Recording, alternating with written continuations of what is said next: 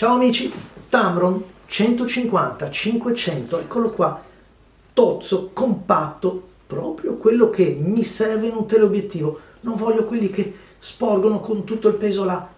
Il peso c'è, per carità, ma è bello raccolto e allora già, perché Sony era rimasta un po' la grande esclusa da Tamron.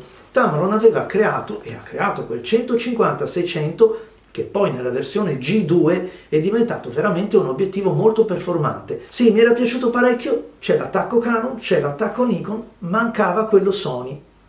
È vero che Sony non è mica rimasta a piedi, perché nel catalogo Sony c'è il 100-400, validissimo, bellissimo e costosissimo, però c'è anche un 200-600 che arriva per l'appunto a dare anche 200 mm in più in avanti, anche quello però insomma ha il suo costo.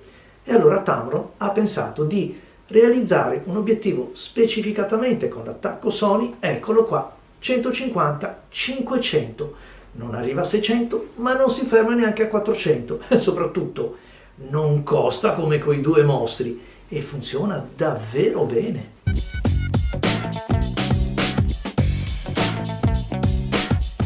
Grazie RCE Foto Livorno, grazie Luca, grazie Gabriele che ho potuto provare a fondo questo obiettivo. Sì, il peso c'è, ma a differenza dell'altro rimane qua. E comunque finisco. Grazie RCE Foto Livorno, grazie a RCE che è il più grande mercato di usato fotografico garantito che abbiamo, dove trovate fra l'altro anche questo bell'oggettino. Bello davvero a partire dal paraluce, un bell'attacco solido, mica male. Anche se l'innesto bisogna comunque guardare che coincida, perché vedete altrimenti si rischia di girare un po' vuoto, di cercare il punto, quindi ci si deve prendere la mano, ma c'è un bel attacco in metallo che rende solido l'obiettivo. Anche questo è un policarbonato che ha il suo spessore, sì, peserà 7 grammi di più, però io sono più contento così, mi piace di più, lo sento più solido e secondo me anche all'altezza della qualità costruttiva. Vedete? È quello che vi dicevo, o guardate dove lo mettete, altrimenti rimanete a bocca asciutta a cercare, eccolo qua, che si innesti. Non farmi fare brutte figure. Ve l'ho detto, questa è l'unica cosa del paraluce, un innesto univoco. Bisogna guardare la tacca, guardare questa e poi si innesta. Forse si poteva fare meglio, un pochettino più pratico, però vabbè, mi tengo alla robustezza. Elementi di qualità al tatto e piacevole, sono ben realizzati. La ghiera della variazione di focale è veramente piacevole, una bella gomma dove si fa presa anche con i guanti perché è davvero gommosa. E poi mi è piaciuto molto, guardate qui, la fluidità del movimento, perché questo, guardate, innanzitutto è molto controllabile. Lo ritroverete nelle clip video che ho realizzato. Essendo massiccio l'obiettivo ed essendo proprio qui il fulcro dove va a appoggiare sulla staffa, posso impugnarlo e non si muove, non fa vibrazioni. Essendo questa ghiera molto generosa, non destabilizza l'obiettivo neanche quando si muove per estenderlo alla massima focale. Su questo devo dire che è uno di quelli che si presta anche per la ripresa. Lo stesso anche quando lo andiamo a chiudere, e se siete abbastanza cauti nel muoverlo, anche il tracking segue assolutamente senza difficoltà. Ogni tanto perde il soggetto, ma lo stiamo sottoponendo ad uno sforzo doppio. Materiali di qualità, a partire da questo piedino comodo per infilarci anche la zampa quando lo andiamo a tenere soltanto per la staffa o lo montiamo su un monopiede. Sono tutte caratteristiche che assolutamente vanno prese in considerazione. Un collare che è semplicissimo da muovere grazie a questa manopola. L'obiettivo si gira, non ha dei punti fissi, ma il collare, quindi si gira in continuo, il collare possiamo anche staccarlo. L'attacco arca, meno male, mi trovo effettivamente comodo per metterlo su qualsiasi testa, su una gimbal come su un cavalletto, senza dover frapporre delle piastre. Diamo un occhio invece alla parte degli switch. Questo è quello che mi consente di bloccare l'obiettivo, però vi confesso che è così ben realizzato che potete anche scuoterlo che non si muove. Il primo, la distanza di lavoro dell'obiettivo. Una distanza di lavoro un po' particolare perché ci dice che lavora, pensate, da full oppure da 3 metri ad infinito.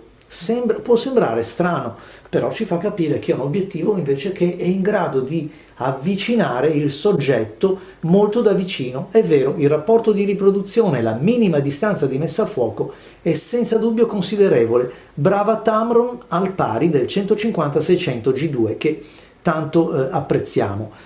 Vi fa capire anche un'altra cosa, che quando vado a posizionare lo switch fra i 3 metri di infinito, togliendomi 2 metri soltanto, vi fa capire quei 2 metri di prossimità quanto lavoro costituiscano per l'autofocus, e cioè il movimento interno delle lenti.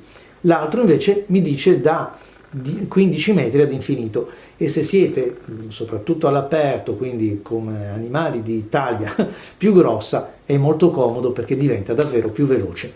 Poi abbiamo invece AF/MF. Questo è un tasto che io ho utilizzato parecchio ed è forse l'aspetto che meno mi convince di questo obiettivo, ma ve ne parlo dopo.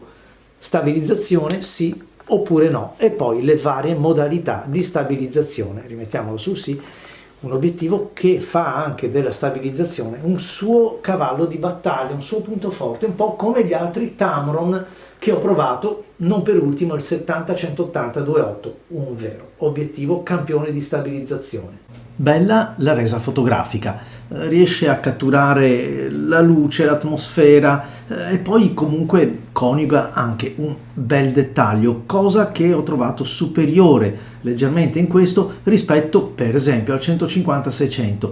Però bisogna anche riconoscere che ci sono caratteristiche di peso e di baricentro un po' diverse. Bello lo stacco dei piani, quindi isolare il soggetto, la ricchezza dei colori, unità al dettaglio, insomma è un obiettivo che lavora bene, ma poi c'è poco da dire, a questo livello sono tutti degli obiettivi performanti, salvo certamente qualche eccezione. Vi dicevo lo sfocato che forse potrebbe essere un pochettino più cremoso, più burroso quello del 150-600, però questo obiettivo io l'ho trovato un pochettino più versatile, cioè mentre il 150-600 è davvero un tele, cioè anche a 150 mm e si comporta come resa fotografica come se fosse un teleobiettivo, questo invece l'ho trovato più disteso e diventa un tele quando serve man mano che ci spostiamo in là con le focali. Sarà stato coniugato al sensore della Sony, sarà forse per quello che comunque l'ho trovato neutro come colore, forse anche qualcosina in più si potrebbe settare in questa Sony per dargli un po' più di dettaglio, un pochettino più di carica cromatica. Diciamo che mi sono tenuto un po' neutro nel contrasto, ma credetemi, si possono ottenere davvero degli scatti notevoli, definiti, colorati il giusto, davvero buono. Esce con l'attacco Sony ma anche con quello Nikon Z, per cui se avete una serie Z potete fare un pensierino fra questo e il fratellone 150-600, ovviamente con anello adattatore. Ed allora se avete sentito quello che ho detto prima, insomma vantaggio e svantaggio, ma alla fin fine con i pro e i contro la bilancia pende a favore di questo nuovo modello, anche per una distanza minima di messa a fuoco, quindi del rapporto di riproduzione, e poi quel dettaglio maggiore, quel look ancora più definito, ancora più incisivo. Però devo riconoscere che il 150-600 ha uno stacco dei piani leggermente più gradevole, siamo sempre là, forse dovremmo cominciare a parlare di vecchia scuola, cioè quello scontornato dietro un soggetto è leggermente migliore, anche se magari poi dipende solo dai gusti. E se puntiamo in alto possiamo bloccare la focale, così come se lo trasportiamo al collo. Gli agganci per la tracolla ci sono, ma dopo la sessione fotografica bisogna ricorrere al fisioterapista. Una cosa che mi ha colpito è che quando vado a far rientrare lo zoom arriva l'aria in faccia. quindi attenzione, perché è uno di quelli che potenzialmente potrebbe proiettare parecchia polvere sul sensore, quindi insomma cerchiamo di mantenerlo pulito. Per il resto, anche se lo utilizzo a mano libera, pur essendo questa una Sony davvero piccolina, quindi insomma non propriamente adeguata, senza un battery grip per sostenere il peso dell'obiettivo, devo dire che la maneggevolezza c'è. Perché? Perché è un obiettivo che, a differenza del 150-600, mantiene il peso qua, cioè la parte che sporge non è quella pesante. Questo significa che si possono fare dei tempi di scatto molto più agevoli e quindi molto più bassi rispetto a quell'altro. Ci sono 100 mm in meno, è vero, si percepiscono, però è anche vero che sono quelli che nell'altro obiettivo magari sono i meno nitidi, qui invece funzionano davvero bene, anche a 500 mm, molto molto valido. Veloce e preciso grazie allo stepper motor, però questa tecnologia presenta anche il rovescio della medaglia. Ad esempio non c'è verso di dargli lo spunto all'autofocus quando si impiglia fra le foglie e non vuol sapere di raggiungere il soggetto desiderato.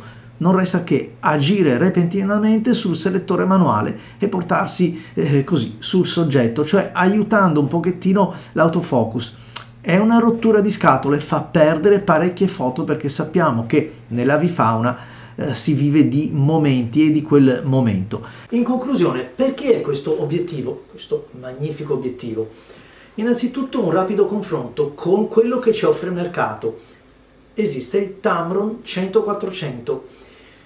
Beh, non è proprio la stessa cosa, 100 mm più corto. Se il vostro target è la caccia fotografica, soprattutto gli uccelli di piccola taglia, quei 100 mm in più sono una grande differenza.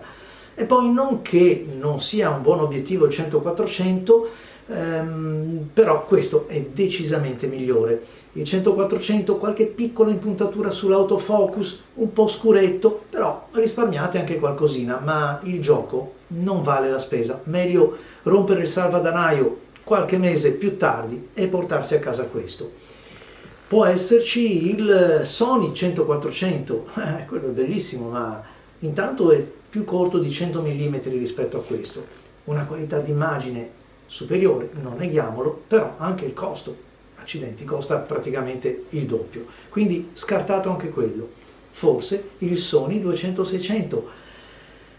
Sì, quello è un bell'obiettivo, ma costa anche quello di più. Ci porta in dote 100 mm in più di focale, però non mi ha mai convinto quello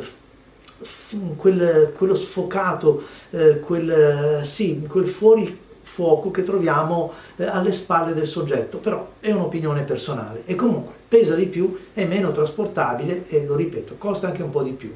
Questo è un bel compromesso, al pari, lo ripeto, del 150-600, ma senza dubbio migliore perché comunque quando va ad estendersi il peso resta qua.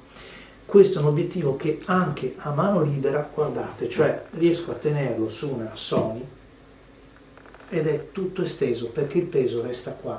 Questo è fondamentale. Ecco perché vi dicevo anche nelle immagini di prima, non è solo che la stabilizzazione lavora meglio perché il centro è qua. Se vado a piazzare qua il mio peso, non c'è stabilizzatore che tenga. Ecco perché ho lasciato fuori dai concorrenti per Sony il 150-600 Sigma, perché pur essendo un obiettivo molto valido dal punto di vista della qualità delle immagini, trovate la recensione che ho fatto un po' di tempo fa, è un obiettivo che non è brandeggiabile, è molto pesante e soprattutto quando vado ad estenderlo il peso grava sulla parte finale.